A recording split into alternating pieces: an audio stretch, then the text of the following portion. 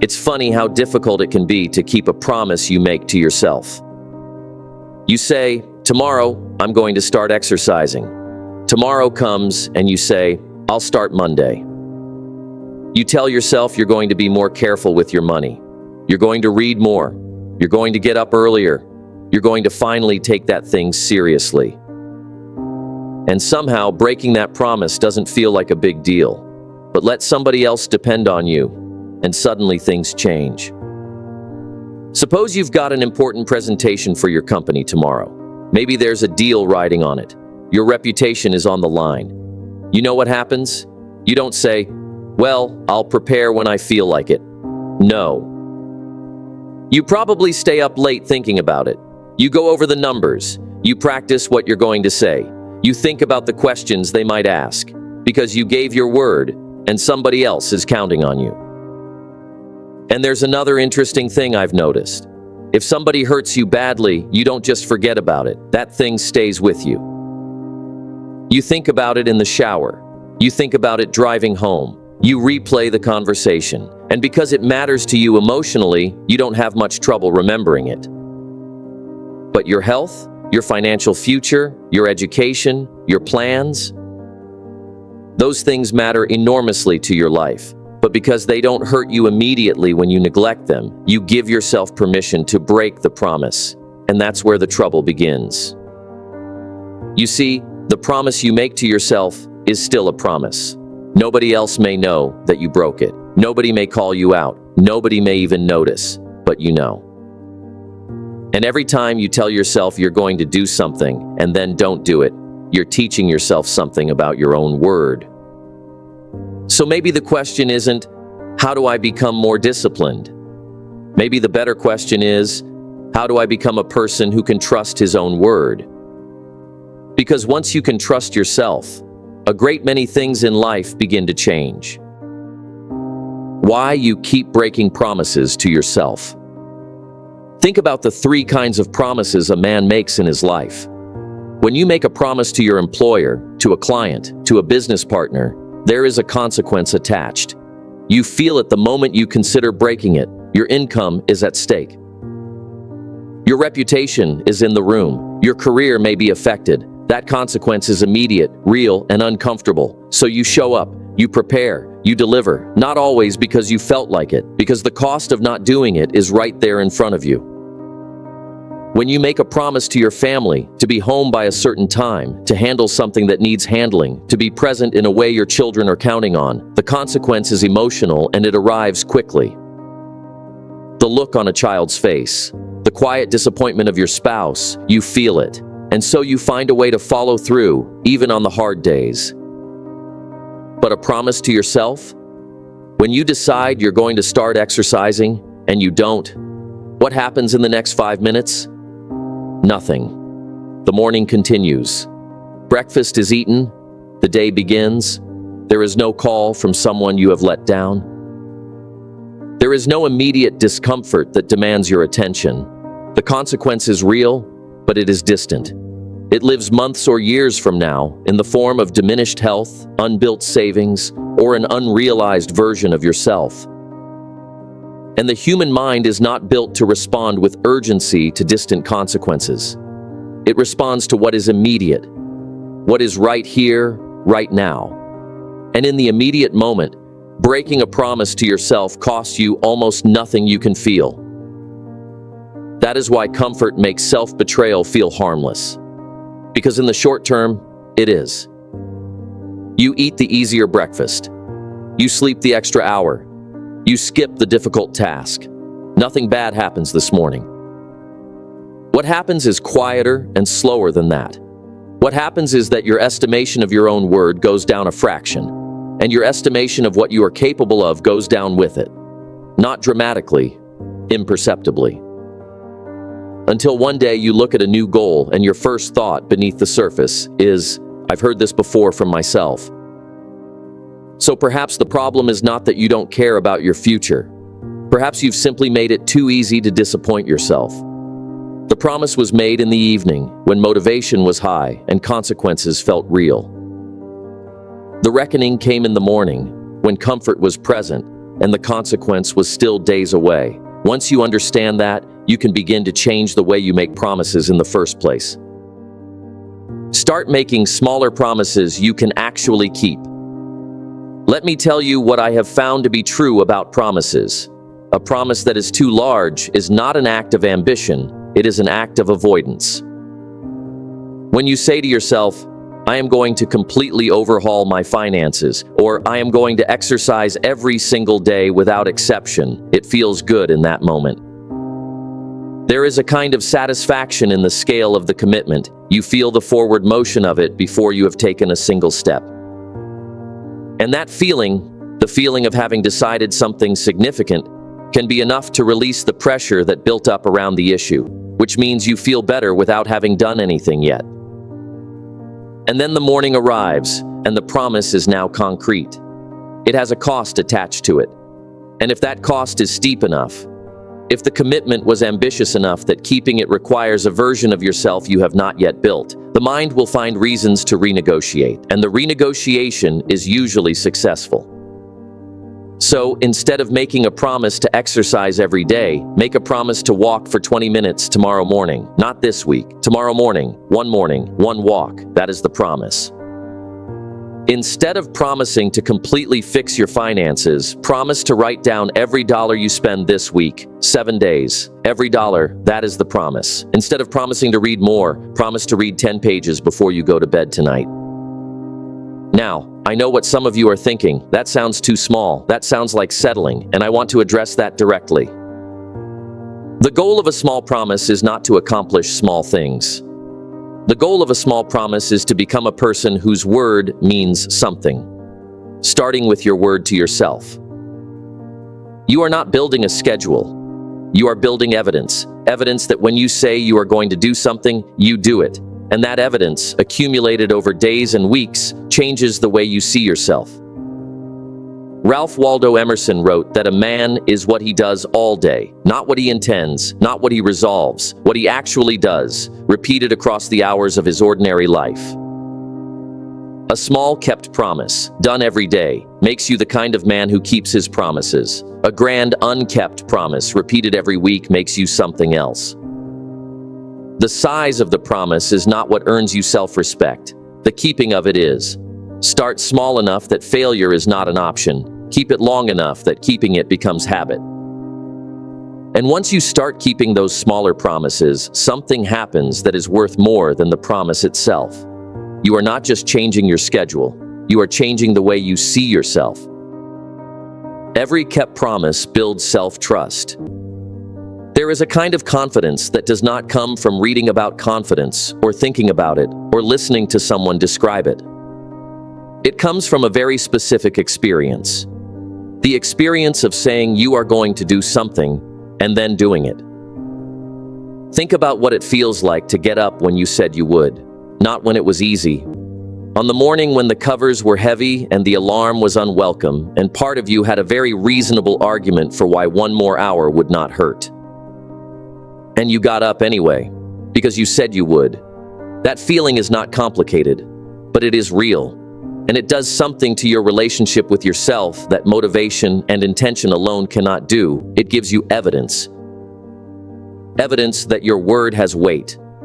Evidence that when you make a decision about yourself, you can rely on it. Now consider the other side of that. Think about how it feels to promise yourself you will finish the task before you relax, and then not finish it. To say you will make the difficult call this week, and let the week pass.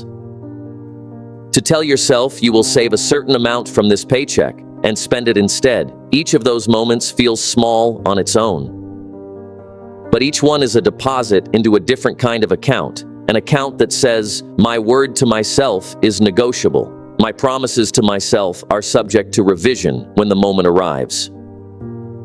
And a man who has been making deposits into that account for years will carry a very specific kind of doubt, not about big, dramatic things, about himself, a quiet suspicion that when it matters most, he will find a way to let himself down. William James, who understood the mechanics of habit more clearly than most men of his generation, said that nothing is so fatiguing as the eternal hanging on of an uncompleted task. The mental weight of the promise you made and did not keep, that weight accumulates. It sits at the back of every new goal you consider, every fresh start you attempt, and it makes the new start heavier before it has even begun. Every kept promise lifts that weight a little. Getting up when you said you would, finishing the workout, saving the money, reading the book, making the call, completing the task before you sit down to rest. These are not dramatic acts. They are the daily, repeatable, unsexy building blocks of a man who trusts himself. And here is what self-trust produces that nothing else can replicate. It produces ease. Not the ease of a man with no challenges. The ease of a man who, when he faces a challenge, is not also fighting a war inside himself about whether he will meet it. He has already answered that question. His record answered it. And that settled confidence, that's where the change in your work, your health, your relationships, your mornings becomes permanent rather than temporary. Now, if keeping your word builds that confidence, then breaking your word does the opposite. And that's where we have to be honest, because some of what you are struggling with may have very little to do with ability. Stop negotiating with yourself. The moment you decide to do something, your mind will sometimes begin to negotiate. Not immediately, usually about 10 seconds before the moment of action arrives. You decided last night that you would get up at 6 o'clock and go for that walk. 6 o'clock arrives, and the negotiation begins. I'll go tomorrow. The weather is better tomorrow. I'm tired. I didn't sleep well. I'll be more effective if I rest. Just this once. And here is the thing about that negotiation. It is conducted by a mind that is warm, comfortable, and strongly motivated by staying that way. It is not a fair negotiation. One side wants rest and ease.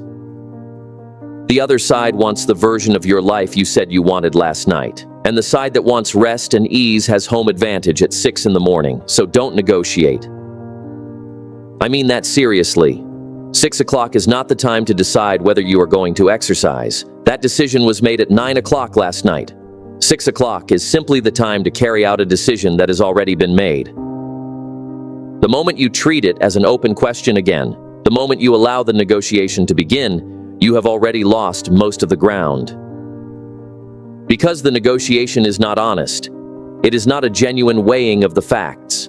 It is a mind looking for a way to arrive at the comfortable conclusion while still feeling reasonable about it, and it is very good at that. Epictetus said that the chief task in life is to identify and separate what is within your control from what is outside it. The weather is outside your control. Your energy level at 6 in the morning is mostly outside your control. Whether you get up at 6, that is entirely within your control. And the man who keeps confusing the two, who uses what is outside his control as a reason not to exercise what is within it, will find his life shaped far more by circumstance than by decision. Here is a simple practice. When you make a decision about yourself, about your morning, your work, your habits, treat it as closed, not revisited, not open for amendment when the alarm sounds or the task becomes uncomfortable. The decision was made. What remains is the execution. This is not about being rigid. It is about understanding the difference between choosing and doing. Choosing is what you do with a clear head in a moment of honest reflection when you can see your life plainly and decide what it needs. Doing is what you execute later, under conditions that are less comfortable and less reflective. Don't let the doing become another round of choosing. Let the choosing stand. And when you stop renegotiating every promise, something much more valuable begins to happen. You stop needing to feel motivated before you act, because the action is no longer contingent on the feeling. The decision was made, the action follows, and the feeling, the genuine earned feeling of a man who followed through, comes after, always after, never before. Become a person who keeps his word. Let me bring this all the way home now. Because everything we have talked about, the reason the promises break, the smaller commitment, the self-trust that builds from kept decisions, the discipline of not negotiating, all of it is pointing toward the same destination. You are not trying to complete more tasks. You are not trying to build a better schedule. You are trying to become a person whose word to himself is dependable. And that is a different project entirely, because a schedule can be abandoned, a task list can be revised, but an identity, once genuinely built, does not negotiate with the alarm clock. It does not make exceptions for convenience. It does not require motivation before it moves. An identity simply is, and the man who has built the identity of someone who keeps his word, to his family, to his colleagues, and above all to himself, approaches every area of his life differently because of it. His health is different, not because he found a program that finally worked, because he became the kind of man who follows through on his health commitments. The program is secondary, the identity is primary. His finances are different, not because his income suddenly changed, because he became the kind of man who does what he said he would do with the money he has. And that man, given enough time, builds something real. His work is different. His relationships are different. The way he approaches a new goal is different, because the question, will I actually follow through on this, has already been answered. Not by confidence, by the record, by the accumulated evidence of a man who has been keeping his word to himself day after day in the private hours when no one was watching. I want to give you something very specific to leave with, not a system, one promise. Think right now about one thing you have been putting off, one commitment you have made to yourself and broken. It does not need to be large. In fact, make it small enough that failing it would require genuine effort. A walk tomorrow morning, one chapter of a book tonight, one difficult conversation you will have this week, one financial decision you will make before the week is out. Make that one promise, not 10, one, and then keep it. Not because it will change your life on its own, but because every man who ever built a life worth building started somewhere. And the somewhere was almost always a single kept promise that grew into a second kept promise, and then a third, until keeping his word was simply who he was. That is the path. It is not complicated. It is not glamorous. It asks something of you every day, in the ordinary hours, when no one is watching and nothing makes it easy. But your life changes when your word becomes dependable, and it changes in every direction at once. In your health, your finances, your work, your relationships, your sense of yourself when you lie down at night. Because a man who trusts himself is a man who can build things, and a man who cannot trust himself will spend his energy managing the gap between what he intends and what he does, every year and every season, for as long as that gap remains. Close the gap, one promise at a time, starting today. So today, make one promise. A real one, small enough to keep, specific enough to be clear, and then keep it, not because someone is watching, because you are. And once you start becoming the kind of man who keeps his word to himself, you will find that a great many things you have been trying to build, through willpower, through systems, through grand resolutions, begin to come together with far less effort. Not because life got easier, because you became a man whose word means something, and that changes everything.